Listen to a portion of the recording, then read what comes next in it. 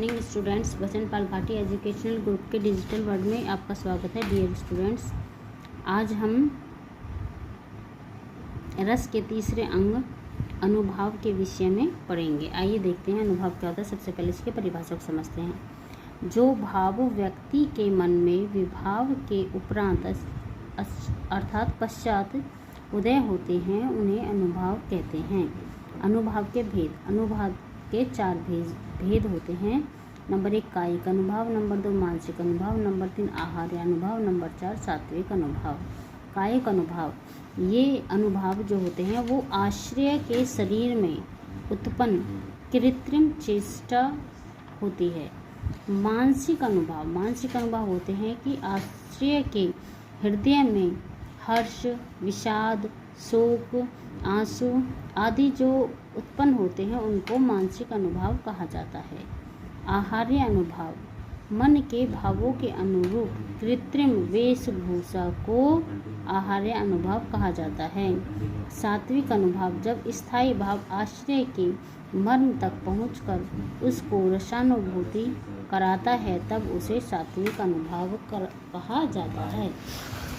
अब हम आपके पाठ्यक्रम के अकॉर्डिंग कुछ रसों के विषय में विवेचन करेंगे। तो सबसे पहले हम पढ़ेंगे श्रृंगार रस के बारे में। श्रृंगार रस क्या होता है? देखिए, प्रेमी और प्रेमिका के मन में स्थित स्थायी भाव, रति या प्रेम से उत्पन्न आनंद को श्रृंगार रस कहा जाता है। सहृदय के चित्त में रति नामक स्थायी भाव का जब विभाव, अनुभाव और संचारी भाव से संयोग होता है तो वह श्रृंगार रस का रूप धारण कर लेता है। श्रृंगार के भेद। श्रृंगार के 2 भेद होते हैं। नंबर 1 संयोग श्रृंगार, नंबर 2 वियोग या विप्रलभ श्रृंगार। अब हम सबसे पहले संयोग श्रृंगार के विषय में पढ़ेंगे।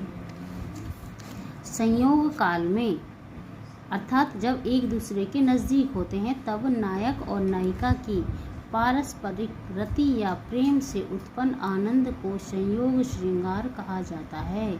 अर्थात संयोग श्रृंगार में नायक और नायिका एक दूसरे के नज़दीक या समीप होते हैं।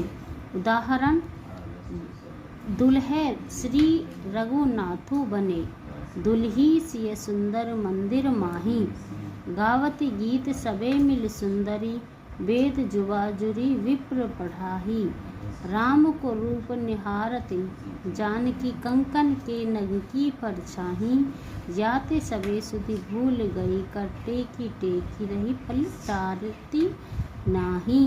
अब यहाँ पर श्री रामचंद्र जी और सीता जी के विवाह का वर्णन किया है। अब देखिए इसका स्पष्टीकरण। इसका जो स्थायी भाव है इसमें वो रति है। अब इसमें विभाव में इसका जो आलंबन है वो राम है और आश्रय है वो सीता है और उद्दीपन है कि जो सीता ने जो अंगूठी पहनी हुई है उसके नग में पड़ने वाला राम का प्रतिबिंब, राम की परछाई। अनुभाव, प्रतिबिंब को देखना सीता के द्वारा किसमें? नग में। और संचारी भाव है हर्ष। अब हम दूसरे श्रृंगार रस के भाग यानी कि वियोग या विप्रलभ श्रृंगार के विषय में जानेंगे। इसे या तो हम वियोग श्रृंगार भी कह सकते हैं या फिर विप्लव श्रृंगार भी कह सकते हैं। जहाँ एक दूसरे से प्रेम करने वाले नायक और नायिका के वियोग, बिछड़ने का वर्णन हो वहाँ विप्लव श्रृंगार होता है। अर्थात जब एक दूसरे के नज़दीक होते हैं तो वहाँ पर संयोग श्रृंगार और जब एक दूसरे से दूर होते हैं तो वहाँ पर विप्लव या वियोग श्रृंगार।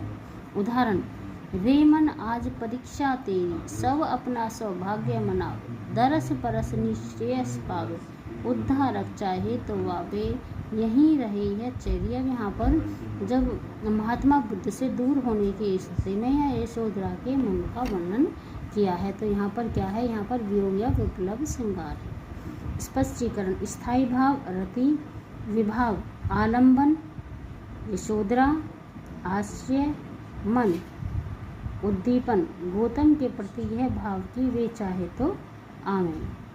अनुभाव, मन को समझाना, और संचारी भाव है यहाँ पर वितर्क।